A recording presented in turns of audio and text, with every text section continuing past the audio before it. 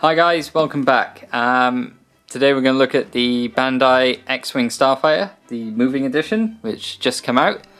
I think this will be a good complement to the model for the Millennium Falcon which we're building in the other series of videos. I just got this, just came in from Japan, had to buy that from there. It was roughly around about £45 with delivery. Got it up to about £60. It's on the site, I believe, for roughly about $65. I'm going between because it's done in yen, so there you go. Yep, as you can see from the box, it's very well marketed. The box is laid out very well. On the side here, we've got the well, everything's in Japanese, but you can see it has LEDs, motion control, the part with it moving, the X-foils, they separate and they close. You've got lights and sound. It's just a really good snap together kit. Just have a quick look around the box here. Lots of Japanese on there. It's 1/48 scale. I believe the Millennium Falcon from De Ostini is 1/43, so this is slightly bigger. You can tell it's a new product because we got our Disney branding on the side. I think that's pretty much it for the box. Okay, let's open it up and we'll have a look. Okay, that's the box open. It's really nicely laid out.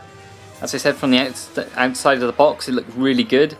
Inside we've got our one section here for all our sprues to stick it together, and on the right hand side we've got our box for the machine mechanism. So we'll take that bit out first and put that to one side. We'll have a look at that in a minute. The next part we want to look at is all the bits here, and we've got the instruction manuals, and it looks like transfers, so we'll move that out there to one side. So, from looking at the kits, it looks like they were molded in different colored plastics. So they give you the kind of base color standings for when you step it together. So you probably wouldn't have to paint it if you really didn't want to. But I'm gonna definitely add some customization to it, some weathering and things like that. So what have we got here? It looks like the wings, lower section of the wings. And nose cone there. See, we've got these red sections, so we've got the Rebel Alliance logo, which goes onto the actual base. What else we got? Molded in red. Looks like different armor pieces, and there you can see on the back here we've got grey pieces for all the machine bits, and there's the cockpit stuff there. That's pretty cool. It's my first Japanese kit, so I've never put one of these together. Here we go, we can see the actual X-Wing pilot. It's really nicely detailed. That will obviously require full painting, but that shouldn't be too hard to do. We've got a little bit more of the actual hull, and it looks like we've actually got a separate pilot as well. Let's get him close. And detail's really nice. It's crisp, it's molded. It's really good. I think we've got an R2-D2 in here as well. Or an Astral Droid. There we go, there's another set of parts. Got some engine bits. I think we've got the tips of the actual cannons. It's really nice. I really like this kit. There we go, we've got the top of his head there. I'm not sure if that is the separate one that comes with it, or is it the one that's actually sat in the ship. I don't know. As you can see, it's really smartly put together. Really, it's all color coded, and you've got your different sprues for different colors. So we've got the canopy section here, which is grey. So even if you weren't that good at painting, you could probably snap it all together and it would look really nice. I think we've got a picture of it on the actual front cover of the instruction manual. Obviously, yeah, that looks, it looks pretty much unweathered. Maybe a little bit weathering on there. Maybe one small downfall, the entire manual's in Japanese. Oh no, no, not entirely in Japanese. There's a little bit at the front that's in English, but most of the instructions are in Japanese. I don't see it really being much of an issue. It seems pretty simple to snap together. There's a bit about the motor stuff. You could probably follow this from the instructions, but that's pretty good. Yeah. What else we got? So we got our transfer sheet here. They look like cockpit stuff. Various badges and stripes for the wings. And we got our Rebel Alliance bits. Oh wow, that's interesting. I wonder if those are for the R2 unit. That's pretty cool. That's really nice. I like that. Opening the bag up actually, just have a quick close look at this. I've never seen this before. I'm not sure people watching have, but when you cast something, you have your mold, and then they pour they inject the plastic into it. Now this is very interesting because actually there's two different types of plastic in. Well, there's three. No, there's four. Because you've got this kind of yellowy colour, this creamy colour, you've got your white, then you've got your clear plastic for cockpit stuff, and you've got the red stuff, and it's really quite interesting to see what they've done here. Or is it me? I'm just nerding out. There we go. One sec, and I'll cut to the next bit.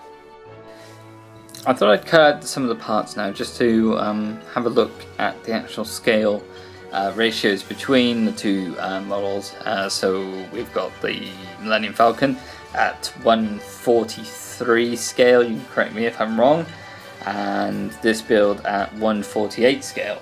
So I've got the R2 unit here from the 148 X-Wing kit we've got.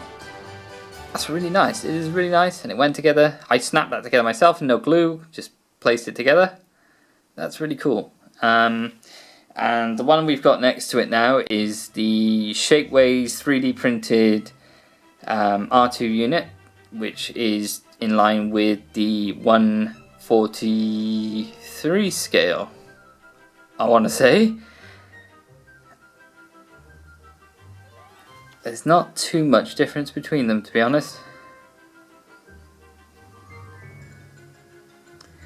And there was another example for Chris, Falcon Chris. You may remember him from his channel.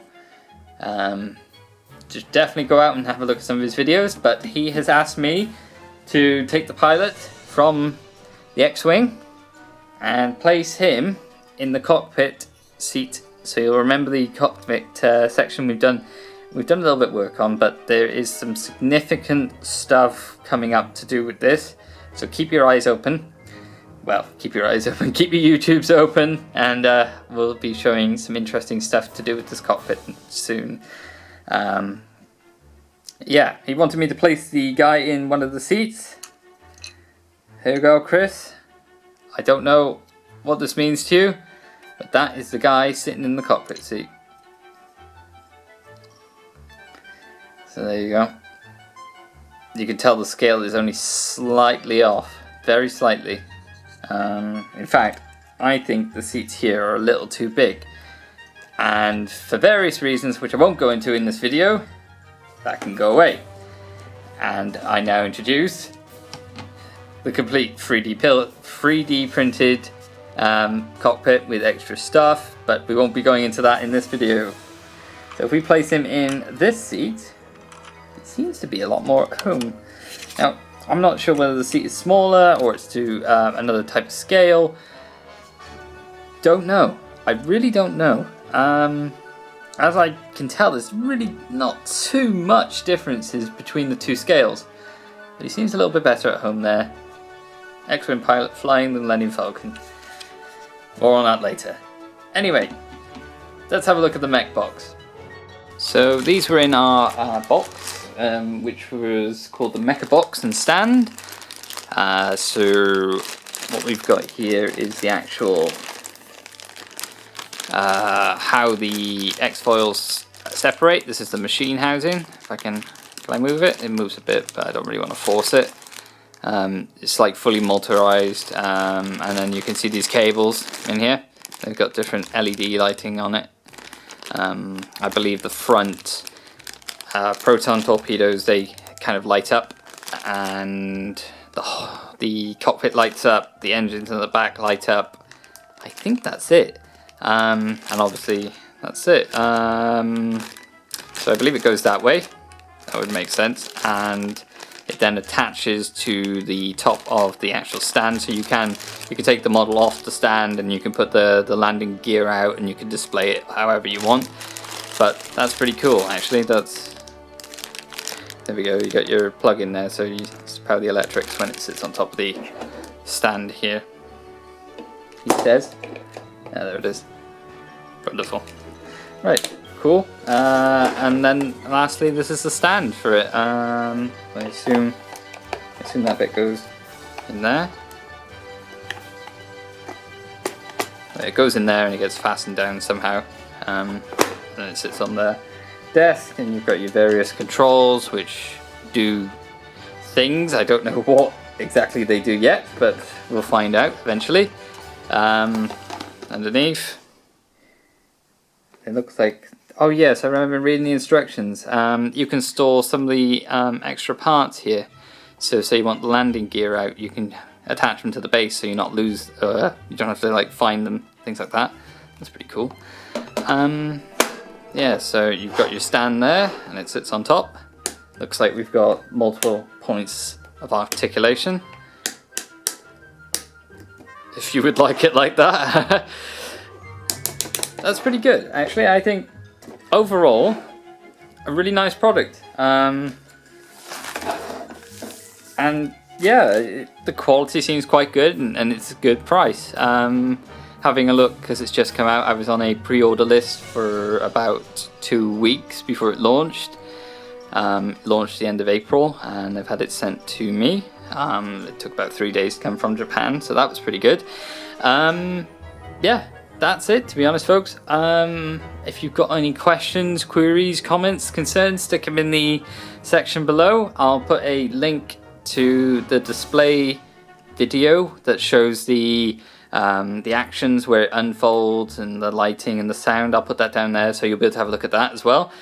But there we go. Hopefully I'll publish another video once I've assembled it and done a bit of weathering and such to it, and we can go from there.